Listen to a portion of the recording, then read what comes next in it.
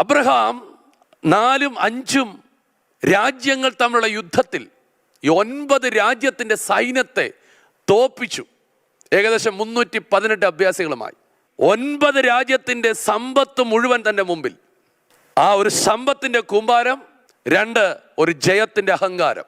ഇത് രണ്ടുമായി നിൽക്കുമ്പോൾ അബ്രഹാമിനെ എതിരേൽക്കുകയാണ് ഒരു മൽക്കിസദേക്ക്.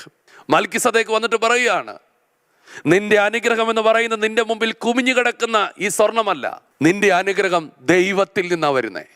നിന്റെ ജയം ഈ 318 അഭ്യാസിമാരിൽ നിന്നല്ല നിനക്ക് കിട്ടിയത്, അത് ദൈവമാണ് നിനക്ക് ജയം തന്നത്.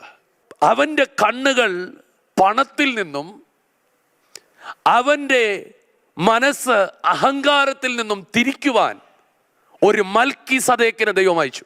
പുതിയ നിയമത്തിലേക്ക് വരുമ്പോൾ, എബ്രായ ലേഖനത്തിലേക്ക് വരുമ്പോൾ, ഈ മൽക്കിസദേക്ക് യേശുവിനെ പ്രതിനിധാനം ചെയ്യുകയാണ്.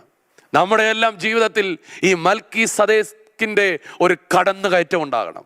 ഈ മൽക്കിസദേക്ക് വന്നപ്പോൾ അബ്രഹാം ഈ പണത്തിൽ നിന്ന് അവൻ്റെ കണ്ണ് ഉയരത്തിലേക്ക് പോയി, അഹങ്കാരത്തിൽ നിന്ന് അവൻ്റെ മനസ്സ് ദൈവാശ്രയത്തിലേക്ക് പോയി.